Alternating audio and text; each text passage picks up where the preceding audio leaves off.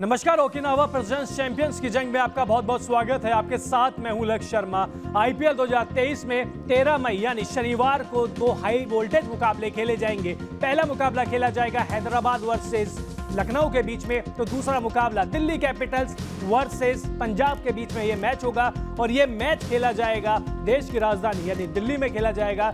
हालांकि मैच ये दिल्ली में हो रहा है, लेकिन दिल्ली इस बार ना तो दिल जीत पाई है और ना ही ज्यादा मैचेस जीत पाई है क्योंकि प्रदर्शन बेहद खराब रहा है। वहीं दूसरी साइड पंजाब के साथ भी दिक्कत बहुत सारी है। शुरुआत बहुत अच्छी करी थी, एक समय पॉइंट टेबल में ऊपर भी थे, लेकिन जैसे जैसे टूर्नामेंट आगे बढ़ा वैसे वैसे उनका प्रदर्शन बेहद खराब होता गया और वो पॉइंट टेबल में पीछे होते गए। अब देखिए दिक्कत बहुत सारी है। दिल्ली कैपिटल्स को पिछले मैच में चेन्नई सुपर किंग्स के खिलाफ हार का सामना करना पड़ा था, तो वही पंजाब भी कोलकाता के खिलाफ हार कर मैदान में उतरेगी। मतलब साफ है दोनों टीमें ये मैच अपने वो कहते हैं ना कि इस आत्मसम्मान के लिए खेलेगी, क्योंकि दिल्ली के लिए तो प्लेऑफ का सफर एक तरीके से समझे तो खत्म ही हो गया। हालांकि पंजाब के लिए मुश्किल जरूर है, लेकिन अभी भी कुछ आंकड़े गणित लगाकर अभी भी वो कैसे ना कैसे प्लेऑफ में जगह बना सकती है, लेकिन इसके लिए उन्हें कुछ चमत्कार की उम्मीद ही करना होगा क्योंकि प्रदर्शन अभी तक उस तरीके से रहा नहीं है और ना ही प्रदर्शन में निरंतरता रही है। उनके कप्तान में भी शिखर धवन का बल्ला भी कभी बोलता है कभी नहीं बोलता है और स्ट्राइक रेट उनका सबसे बड़ा फैक्टर रहता है। बहुत कम स्ट्राइक रेट से वो रन बनाते हैं। वहीं गेंदबाजी में भी बहुत सारे ऑप्शन है, लेकिन सबसे पहले आज दिल्ली में ये मैच हो रहा है तो अरुण जेटली स्टेडियम की पिच के बारे में बात कर लेते हैं कि वहाँ की पिच का क्या मिजाज रह सकता है, कैसे किस तरीके से वहाँ का पिच का मिजाज होगा, कैसे खेलेगी, क्या कंडीशन होगी। तो सबसे पहले बात करते हैं दिल्ली के पिच रिपोर्ट के बारे में। अगर दिल्ली के अरुण जेटली स्टेडियम की बात की जाए तो देखिए यहाँ का जो स्टेडियम है वो तो बहुत छोटा है। छक्के लगाना बहुत आसान है, लेकिन जितने आसानी से यहाँ छक्के लगते हैं उतनी ही कठिन यहाँ की पिच है। स्पिन भी होती है, यहाँ पे तेज गेंदबाजों को भी मदद मिलती है, तो इसलिए अगर सपाट पिच हुई तो यहाँ पर हो सकता है कि 230-240 रन भी बन जाए क्योंकि स्टेडियम इतना छोटा है। लेकिन पिच इस सीजन में उस तरीके की रही नहीं है जहां पर बल्लेबाज फ्री फॉलोइंग खेल पाए, अच्छे से खेल पाए। और देखिए यहाँ पर बात करें तेज गेंदबाजों को भी मदद मिलती है। शुरुआती ओवर्स में तेज गेंदबाज गेंद को स्विंग करा सकते हैं, तो वहीं जैसे जैसे जैसे खेल आगे बढ़ता है वैसे वैसे स्पिनर भी खेल में आ जाते हैं और उनका जो प्रदर्शन है वो काफी मायने रखता है। लेकिन दिल्ली के पास तो 2 अच्छे स्पिनर है, कुलदीप यादव और अक्षर पटेल, लेकिन जो पंजाब की इस सीजन की सबसे बड़ी परेशानी रही है वो है एक अच्छा स्पिनर होना। उनके पास एक राहुल चार के नाम पर केवल एक स्पिनर है जिनका प्रदर्शन भी इतना अच्छा रहा नहीं है।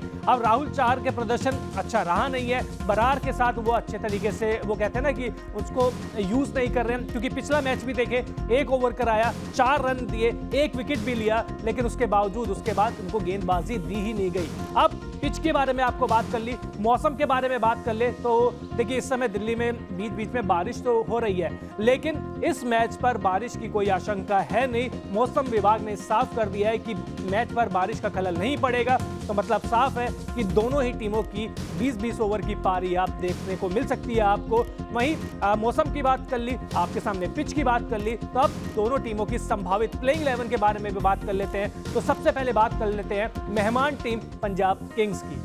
पंजाब की बात करें तो प्रभसिमरन सिंह और शिखर धवन आपको ओपन करते हुए दिखाई देंगे। इसके बाद भानुका राजपक्षे आ सकते हैं, हालांकि पिछले मैच में वो बिना खाता खोले आउट हो गए थे।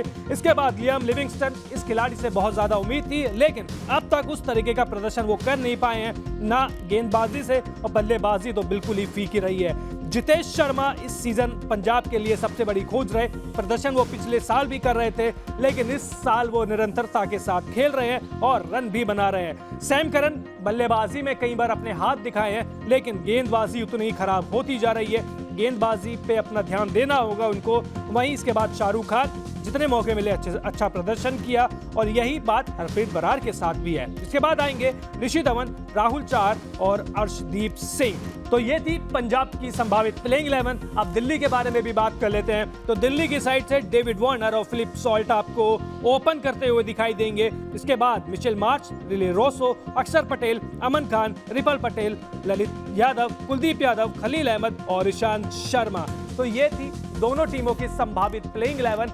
अब दोनों ही टीमों के इन फॉर्म और आउट फॉर्म खिलाड़ियों के बारे में भी बात कर लेते हैं। हालांकि जब आउट ऑफ फॉर्म खिलाड़ी के बारे में बात करेंगे तो दिल्ली की बात ज्यादा होगी, क्योंकि कप्तान ही खुद आउट ऑफ फॉर्म चल रहे हैं। शुरुआत में उन्होंने रन बनाए तो स्ट्राइक रेट बहुत कम था, और जैसे जैसे स्ट्राइक रेट बढ़ने लगा वैसे वैसे उनका जो खराब फॉर्म है वो भी आगे बढ़ना लगा है, और अब धीरे धीरे जो उनकी फॉर्म है बेहद खराब होती जा रही है। इसी वजह से दिल्ली को एक अच्छी शुरुआत नहीं मिल पा रही है, लेकिन फिल्म शॉट के रूप में इनको एक अच्छा ओपनर मिला है, क्योंकि लगातार वो रन बना रहे हैं। आरसीबी के खिलाफ एक तरफा मुकाबले में अपनी साइड से खेलते हुए एक तरफा मुकाबला उन्होंने जिताया। चेन्नई के खिलाफ भी वो अच्छे दिख रहे थे, और इसके बाद मिचेल मार्श देखिए थोड़ा सा दुर्भाग्यपूर्ण तरीके से आउट भी हो रहे हैं। लय में तो दिख रहे हैं, लेकिन अब तक एक भी बड़ी पारी देखने को मिली है नहीं। हालांकि एक अर्धशतक जरूर आया था, लेकिन उस मैच में भी हार का सामना करना पड़ा था। लेकिन इस टीम की जो सबसे बड़ी परेशानी है ये है मिडिल ऑर्डर। रिली रोसो रन बना नहीं रहे हैं, बार बार उनको मौका दिया जा रहा है। उनकी जगह रोमेन पावेल को भी मौका दिया जा सकता है, लेकिन अभी तक शायद रिकी पॉन्टिंग और पूरे दिल्ली कैपिटल्स का जो सपोर्ट स्टाफ है उन्होंने पॉवेल के ऊपर ज्यादा विश्वास जताया है नहीं। और अब वो सवाल जो पूरा देश पूछ रहा है कि अक्षर पटेल को इतने नीचे बल्लेबाजी क्यों करा रहे हैं, क्यों उनसे ऊपर बल्लेबाजी नहीं कराई जा रही है, जबकि वो इस टीम के सबसे इनफॉर्म बल्लेबाज है। गेंदबाजी में भी कमाल कर रहे हैं, लेकिन जब भी बल्लेबाजी में आते हैं तो ऐसा लगता है कि एक अलग लय में दिख रहे हैं, अलग टच में दिख रहे हैं। गेंद और बल्ले का जो संपर्क होता है वो बेहद शानदार तरीके से होता है। तो अक्षर पटेल को थोड़ा ऊपर बल्लेबाजी में लाने की जरूरत है, और उम्मीद करेंगे कि दिल्ली चाहे ये प्लेऑफ की उम्मीदें जरूर खत्म हो गई हो, लेकिन अक्षर पटेल को अब ऊपर बल्लेबाजी के लिए भेजा जाएगा। वहीं परेशानी तेज गेंदबाजी में भी है, क्योंकि जब से नॉर्के अपने स्वदेश लौट गए हैं, साउथ अफ्रीका लौट गए हैं, वहां से तेज गेंदबाजी काफी वीक होती हुई दिख रही है। हालांकि स्पिन डिपार्टमेंट अक्षर पटेल और कुलदीप यादव लगातार अच्छा प्रदर्शन कर रहे हैं, खलील भी टुकड़ों में अच्छा प्रदर्शन कर रहे हैं, लेकिन इन तीन को छोड़ के बाकी के जो गेंदबाज है उनका प्रदर्शन में निरंतरता रही नहीं है। अब पंजाब की बात कर लेते हैं। तो हमने स्ट्राइक रेट की बात करी थी, शिखर धवन की रन उनके बल्ले से निकल रहे हैं, लेकिन स्ट्राइक रेट बहुत ही कम रहता है। प्रभसिमरन सिंह अच्छी फॉर्म में लग रहे हैं, कई क्रूशल पारी भी उन्होंने खेली है, लेकिन जब ओपन करने आ रहे हैं तो उनसे उम्मीद होगी कि बड़ी पारी खेले।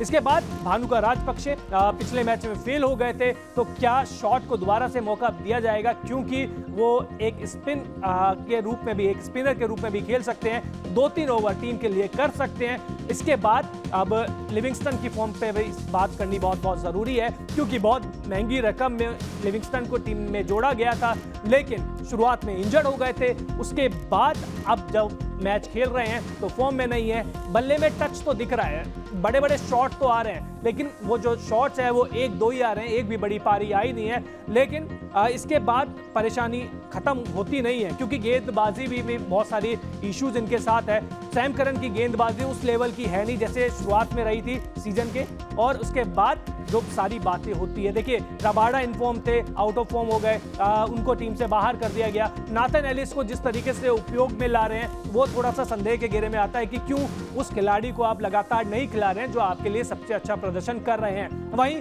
अर्शदीप प्रदर्शन अच्छा कर रहे हैं, एक मैच में अच्छा प्रदर्शन करते हैं तो अगला मैच उनका खराब चला जाता है। मतलब साफ है कि निरंतरता की कमी पंजाब की टीम में है, और राहुल चाहर का साथ देने के लिए दूसरा स्पिनर कौन आएगा, शायद इसका जवाब पंजाब के पास भी है नहीं। तो आपको पिच रिपोर्ट भी बताई, आपको मौसम के बारे में भी बता दिया, आपको दोनों टीमों की संभावित प्लेइंग 11 भी बता दी। तब आप बताइए कौन सी टीम आपको मजबूत दिख रही है। क्या दिल्ली अपने आत्मसम्मान की लड़ाई जीत पाएगी, क्योंकि आगे सफर तो है, लेकिन एक एक मैच जीतना भी जरूरी है, या जो पंजाब है वो अपनी प्लेऑफ की जो उम्मीदें हैं उनको बरकरार रखेगा और अच्छा प्रदर्शन करेगा ही, उसके बाद चमत्कार की उम्मीद भी करेगा। कमेंट बॉक्स में जरूर बताएं। इसके अलावा अगर आपने अब तक न्यूज नेशन को सब्सक्राइब नहीं किया है तो जल्द से जल्द कर लीजिए, क्योंकि यहाँ पर आपको देश और दुनिया की खबरें तो मिलती है, वहीं आपको ओकिनावा प्रेजेंट्स चैंपियंस की जंग भी पूरे आईपीएल सीजन को देखने को मिलेगी। बहुत बहुत शुक्रिया आपका।